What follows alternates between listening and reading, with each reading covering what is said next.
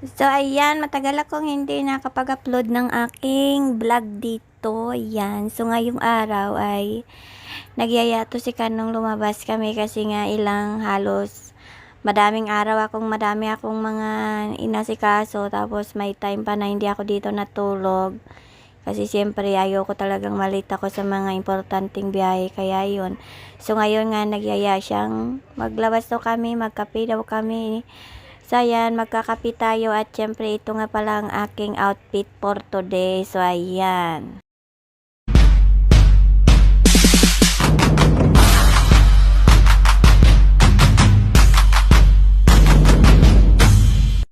So, ayan, malapit na kaming aalis nito at syempre, papakita ko nyo muna sa inyo yung aking outfit, charing. Uy, murang-mura lang kaya itong bili ko ng mga outfitan ko dito. So, ayan, sabi ko nga sa kanya, mag-picture muna kami. Tapos, sabi ko sa kanya, mag-smile. Ako kasi hindi pa ako pwede mag-smile kasi baka magtakbuhan kayo. Alam nyo kung bakit. Wala pa kasi tayong ngipin. So, ayan, ang tagal talaga ng ngipin ko dumating. So, ayan, sabi ko mag-picture muna tayo, video pala to. So, ayun na, isahan ko na naman siya. So, ayan nga, grabe, sobrang init talaga ngayon. Kaya bago kami umalis, ayan, naligo ako. Alam nyo ba, kahit tag-init ngayon, pakiramdam ko para sa akin, malamig pa rin yan. Kaya nga minsan tinatawanan niya ako kasi sabi niya, parang hindi daw ako naliligo. Sabi ko, nagtitipid lang ako. Hindi kasi, pag pinilit ko naman kasi minsan maligo, tapos pakiramdam ko malamig, inuubo ako noon. Kaya, kailangan maligo ako maligamgam na tubig or ayan kasi alam nyo na may lahi tayong kambing kaya ayan. So ayan, tulungan yan si Andrea, iniwan na lang namin dyan sa bahay at kaming dalawa magpupunta kami sa SM. Tingnan nyo namang itsura ko, diba? So ayun, dito na part siya, sabi ko sa kanya videohan niya ako at syempre parang sinisipon-sipon ako dito na part ay siyempre nangulangot muna ako at siyempre ayaw niyan talaga ni Kano yung nangungulangot ako tapos ipapakita ko pa sa kanya. Sa akin kasi parang natural lang yan kasi sa akin parang alam nyo natatawa pa ako dyan pero sabi niya sa akin nagbibideo daw siya tapos sabay daw nangulangot ako. Sabi ko bawal pala mangulangot pag nagbideo, lalabas na tong kulangot sa butas ng ilong ko, anong gagawin ko dito. So, ayan, pupunta kami nito sa labasan dahil magkukuha kami ng tricycle. Grabing init. Uy, alas 9 pa lang kaya to ng umaga. Sabi niya nga sa akin, maaga pa daw to. Kami na daw bang magbukas ng SM. Sabi ko, sobrang init kasi alam nyo yun, parang mabibiak yung ulo ko sa sobrang init. Tapos, basta ang sakit-sakit ng init ngayon, alam nyo yun, parang ang baba na ng araw. So, ayan, sabi ko nga sa kanya, mag-special na lang kami kasi parang pakiramdam ko umuusok yung mata ko. Alam nyo yun, parang iwan ko ba. Naligo lang ako, pakiramdam ko sumakit yung ulo ko. Tapos pakiramdam ko umuusok yung mata ko. Nagiging super saiyan na naman ako ngayon. Ganyan talaga ako pag hindi ko feel maligo ba. Kasi sabi ni Kano, maligo ka kasi nga sobrang init ngayon. Kaya para daw matamlay ako. O pas nagilo-hiluan pa sa dyan, no. Ayan, tapos, ayun, napilitan talaga ako maligo kasi nga, sabi niya nga, baka daw matamlay yung katawan ko dahil hindi daw ako naligo, sige lang daw ako tulog-tulog. Kasi parang hindi ko pa nabawi yung mga pagod at antok ko ng mga nakaraan araw. So, kung nakikita nyo, grabe talaga kainit, no? Ayan, no, pwede ka na dito magprito. Pero dito nga, nag-aantay kami dito ng tricycle. Kasi kinuhaan kami dito ng guard ng tricycle. Kasi pag nakikita niya kami na lalabas, tatanungin niya kagad kami kung magta-tricycle. Tapos, ayun, kukuha siya ng tricycle. Tapos, bibigyan siya namin ng pambiling soft drinks. Hindi naman palagi. Pag may may sobra lang kami. Siyempre, kawawa naman siya kasi mula pa siya kagabi nag-duty.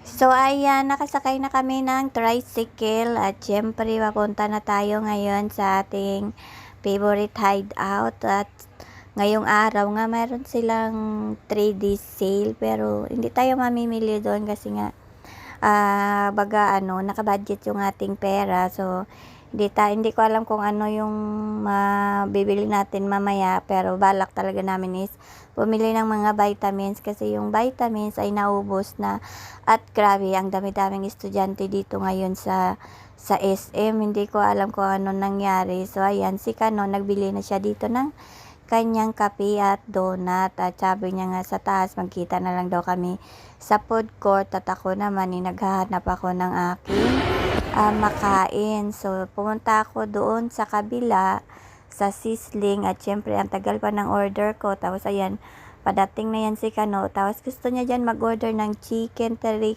teriyaki.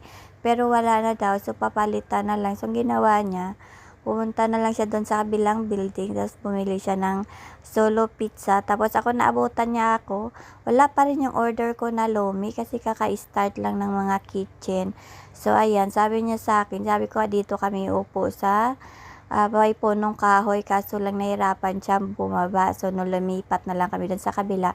So, dito nga pala ako nag-order sa Sizzling plate. Yung kanilang lomi dito is 180 dahil nga nakakain naman na ako galing sa bahay ng kanin. So, masabi ko, maglulomi na naman ako. First time ko nga palang bumili dito ng lomi sa kanilang mga dish kasi nakaraan yung nabili ko dito ay kanilang sisig at kanilang boneless bangos. Pero, syempre, ayoko nang mag-rice kasi baka mamaya high blood na ako kaya maglulomi na lang ako. So, ayan, pinuntahan ko nga dito si Kano kasi ang tagal naman ng lomi ko. Siguro parang 30 minutes pa yata yun bago maluto kasi nagsisit up pa lang sila ng kanilang kitchen ng pag-order ko. So, dito ako para makita ako kapag tinawag niya ako kasi sabi ko sa kanya doon lang ako uupo. At syempre maghintay tayo kasi alam naman natin na kakabukas lang ng SM at syempre naglilinis pa yan sila, nagto-turnover pa. Basta madami pa yan silang ginagawa kaya dapat hindi tayo nagagalit kapag na-late yung order natin. So sobrang dami ngayon ng mga estudyante dito, sabi nga ni Kano, para daw mga langgam ang mga estudyante sa mall. Sabi ko, kasi nga may mga 3D sale ngayon. Tapos, syempre, kapag wala na silang klase, napupunta sila dito sa mall. At syempre, nagpapalamig. At ito na nga nakuha ko na yung aking order na lomi. So, ang laki-laki ng lomi. Parang hindi ko yata ito maubos. Ito lang talaga yung in-order ko kasi hindi nga ako ngayon makanguya dahil wala pa tayong panguya. Pero sa itong mga linggo makakaroon na siguro tayo ng ngipin, charing. So, yung hirap pala pag walang ipin talaga. Puro lang talaga ako si sabaw-sabaw. Kaya ang laki din talaga ng aking pinayat. Kasi nga hindi ako maka-enjoy ng pagkain ko dahil wala akong pangkagat. So, ayan. So, ito yung mga pinipili ko. Minsan lugaw. Minsan basta may mga sabaw lang yung mga pinipili ko. At yung kaya ko lang lunukin, yung kaya lang ba matunaw. Kasi siyempre, mahirap naman pag hindi matunaw, di ba, yung kinakain natin. So, ayan, dumating na dito si Kano galing sa kabila at bumili nga siya ng kanyang favorite ice cream, yung Dairy Queen. At binilan niya nga din ako ng maliit kasi nga, ayoko naman sobrang malaki. Pakiramdam ko, nahihilo ako sa sobrang lamig at sa sobrang laki ng ice cream minsan, parang pakiramdam ko, parang butod na yung tiyan ko, hindi ko pa maubos. So, ayan, umalis siya. Tapos ako naman ay gumala-gala dito. Ang dami ngayon ditong sale. Pinaglalabas nila yung mga paninda nila sa hallway. Hanggang bukas yata ang sale kasi 3D sale. Pero ando ako namili kasi nga, wala tayong malaking budget, charing. So, ayan, hanggang tingin-tingin lang tayo. Importante, busog tayo. So, ayan, hanggang dito sa hallway, nagbi-video ako. Hindi ko alam na si Kano pala, sinusundan lang ako. Pumunta kasi siya sa Home Depot. Sabi ko sa kanya, hindi pa yan open. Kasi nga, kung open yan, may mga tarpaulin yan sila dito sa kung saan sa ang gilid-gilid na para ipakita o i-announce na open. May nagsabi daw kasi sa kanya dito na sales lady na open daw yung Home Depot. Kaya ayun, pumunta siya doon at ako naman nag-intay lang sa kanya dito sa kabila. So, ayan, pauwi na kami nito at sobrang init. Grabe, umusok-usok talaga yung kalsada. So, ayan lang muna yung ating video. Bye-bye!